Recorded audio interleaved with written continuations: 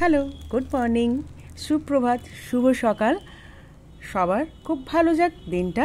তোমাদের সাথে শেয়ার করব আজকে একটা মিনি ব্লগ, তাতে তোমাদেরকে অনেক স্বাগত জানাই। দেখো, আকাশটা একদম রোদে ঝলমল। ইয়েস, আজকে সানি ডে। তো রোদ ঝলমলে একটা সুন্দর দিন। চলো শুরু করি তোমাদের সাথে। তো সকালবেলায় সব ফ্রেশ হয়ে গেছি, চান টান করা হয়ে গেছে, ঠাকুরকে পুজো করাও হয়ে গেছে। এবার বানাবো লাঞ্চ। তোমরাও নিশ্চয়ই লাঞ্চের জন্য প্রিপারেশান নিচ্ছ। তো চলো। আর বেশ আজকে সানি ওয়েদার, তো সব জানলা দিয়ে একদম বেশ ভালো রকম রোদ আসছে, আলো আসছে, হাওয়াও আসছে তার সাথে। হ্যাঁ, আজকে কিন্তু খুব হাওয়াও দিচ্ছে কিন্তু বাইরে, তো বেশ ভালো লাগছে। তো চলো লাঞ্চে কী কী বানাই।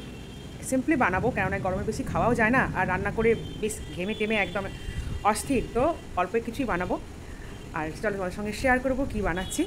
তো দেখো, ভাত একদিকে বসিয়ে দিয়েছি আর আমি চলে এসেছি ডাল বানাতে। হ্যাঁ, মুসুর ডাল বানাচ্ছি আজকে। আমরা অনেক রকম ডালই খাই, মুগ ডাল, অরহর ডাল, বিউলির ডাল। বিউলির ডাল তো ভীষণ ভালো লাগে খেতে, কিন্তু আজকে বানাচ্ছি মসুর ডাল। তাই পরিষ্কার করে ডাল ধুয়ে কুকারে বসিয়ে দিলাম। ডালটা আমার ভালো করে সেদ্ধ হয়ে গেছে। কুকারে দিয়েছি ঠিকই, কিন্তু কুকারে দিলে যেরকম ডালটা একদম সেদ্ধ হয়ে যায় সেরকম কিন্তু আমি করিনি। দেখো, একটু একটু গোটা গোটা আছে। তো একটা সিটি দিয়ে তারপর আরেকটা সিটি হবার মুখে গ্যাস বন্ধ করে দিলেই কিন্তু ডালটা এরকমভাবে রেডি হয়ে যায়। কুকারে তোমরা এরকমভাবে ডাল কিন্তু বানিয়ে ফেলতে পারো, খুব ইজিলি কিন্তু তৈরি হয়ে যায়। দেখো, আমি ডালটা সাঁতলে নেব। এই একটু দিয়েছি 5 ফোড়ন, একটুখানি ছোটো পেঁয়াজের হাফ পেঁয়াজ কুচি করে, আর একটা শুকনো লঙ্কা ফাটিয়ে দিয়েছি। অল্প একটু তেলের মধ্যে দিয়ে এবার একটু আগে প্রথমে ভেজে নেব। ভাজা হয়ে গেলে একটা সুন্দর স্মেল বেরোলে জাস্ট ডালটা দিয়ে আমি এটা সাঁতলে নেব। যেহেতু আমি ডাল সেদ্ধ করার সময় কুকারে হলুদ দিইনি, সেই জন্য পেঁয়াজগুলো ভাজার সময় আমি অল্প একটু ডালের জন্য হলুদ দিয়ে দেবো। ব্যাস, আমার ভাজা হয়ে গেছে পেঁয়াজ। এবার আমি সেদ্ধ করে রাখা ডালটা দিয়ে দেবো। খুবই ঘন আছে ডালটা, আমি এতে একটুখানি জল মেশাবো। খুব বেশি জল দেবো না, আমরা ডাল একটু ঘন ঘনই খাই। আমার ছেলের পছন্দ একটু ঘন ঘন ডাল। ব্যাস, একটুখানি জল দিলাম, আর একটুখানি সল্ট টেস্ট করে আমি এর মধ্যে দিয়ে দেবো সল্ট। তো একটু টেস্ট করে দেখলাম একটুখানি সল্ট লাগবে, তাই একটু সল্ট দিয়ে দিলাম। ব্যাস, ডাল কিন্তু টকবক করে ফুটে গেছে। আর এখানে তোমাদেরকে আমি একটা টুইস্ট দেখাই।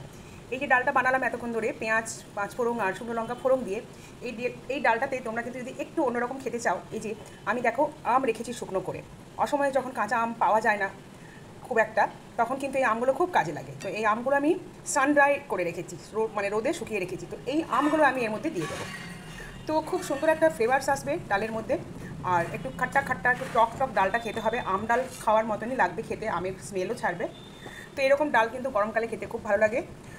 যেহেতু আমটাই মাত্র দিলাম, তাই আরেকটুখানি আমটা দেওয়ার পর একটু কুকড করে নেব, যাতে আমটা খুব ভালোভাবে ডালের সাথে মিশে যায়। তারপর এটাকে নামিয়ে নেব। সানড্রাইড আম দিয়ে কিন্তু ডাল বানানো হয়ে গেছে। খুবই টেস্টি হয় এই ডালটা খেতে। আর এই ডালটার সঙ্গে পাঁপড় ভাজা, কিন্তু কোনো একটা ভাজা, ডালের বড়া এসব থাকলে কিন্তু একদম লাঞ্চ জমে যাবে। তো এবার আমি বানাবো ডালের বড়া। সেজন্য আমি নিয়ে নিয়েছি অরহর ডাল। অরহর ডালটা কিছুক্ষণ মতো ভিজিয়ে রেখেছিলাম, এই আধ ঘন্টা মতন, 15-20 মিনিট রাখলেও চলবে। তাতে দিয়ে দিলাম 2 শুকনো লঙ্কা, একটু ঝাল হবার জন্য। ব্যাস, মিক্সিতে একটুখানি পেস্ট করে নিলাম। একদম মিহি করে পেস্ট করব না, একটুখানি যেন মোটা মোটা দানা থাকে ডালের মধ্যে, তাহলে এই বড়াগুলো খেতে খুব ভালো লাগবে। আর এর মধ্যে আমি কিছুই বেশি মশলা দেবো না, একটুখানি নুন দেবো টেস্ট মতো, আর একটুখানি কালো জিরে। ব্যাস, তারপর ভালো করে মিক্সড করে নিয়ে কড়াইয়ে সর্ষের তেল গরম করে নিয়েছি। ওর মধ্যে আমি চামচে করে দিয়ে দেবো, এরকম গোল গোল করে, তোমরা হাতে করেও দিতে পারো। তো চামচ করে দিতে আমার সুবিধা হয়, সেজন্য এইভাবে বড়াগুলো দিয়ে দিলাম। বড়াগুলো হতে থাক, চলো একটু বাইরেটা দেখে আসি। কি সুন্দর না, নীল সাদা আকাশ, একদম সে শরতের আকাশের মতো। আর নীল সাদা কালার তো সবসময় খুবই প্রিয়। তোমাদের ভালো লাগে কিনা কমেন্টে জানিও। আর দেখো, আমার কিন্তু বড়াগুলো কি সুন্দর ফ্লাফি ফ্লাফি হয়েছে, ফুলে ফুলে গেছে। মিক্সিতে বাটলে কিন্তু ডাল এরকম বেশ ফোলা ফোলা হয়, এক্সট্রা করে ওই ফাটাতে হয় না। তো আরেক পিঠ উল্টে দিয়েছি আমি, ভালো করে একটু গোল্ডেন ব্রাউন করে ভেজে নিই। আর এই ডালের বড়াগুলো খেতে যেমন মুচমুচে হয় আর টেস্টিও হয় খেতে। চলো, আমার ডালের বড়া রান্না করা হয়ে গেছে। আর আমি কিন্তু এরপরে আরেকটা রান্না করেছি, সেটা হচ্ছে ডিমের কারি, এগ কারি করেছি, সেটা খুবই নর্মাল। সেজন্য সেই রান্নাটা তোমাদের সঙ্গে আর আজকে শেয়ার করলাম না, করলে ব্লগটা আরও অনেক বড় হয়ে যাবে। আর এত বড় ব্লগ দেখার সত্যি কারোরই সময় নেই, না তো ধৈর্য আছে। তো মোটামুটি যেগুলো আমার খুব ভালো লাগে রান্নাগুলো, সেগুলো তোমাদের সাথে শেয়ার করলাম। দেখো, আমি লাঞ্চ আমার থালা রেডি করে নিয়েছি, ডাল নিয়েছি, আর বড়াগুলো দেখো কি ক্রাঞ্চি হয়েছে, ভেতর পর্যন্ত কিন্তু খুব ভালো করে কুকড হয়ে গেছে। তো অরহর ডালের বড়া তোমরা বানিয়েছো কিনা, কেমন খেতে লাগে তোমরা কমেন্টে জানিও। তো চলো লাঞ্চ করে নিই, তোমরাও লাঞ্চ করে নাও। আমার ভিডিও যদি তোমাদের ভালো লাগে তাহলে লাইক কমেন্ট করে দিও। তো দেখা হবে আরেকটা মিনি ব্লগে। ভালো থেকো সবাই। চলো, টাটা, বাই, থ্যাংক ইউ।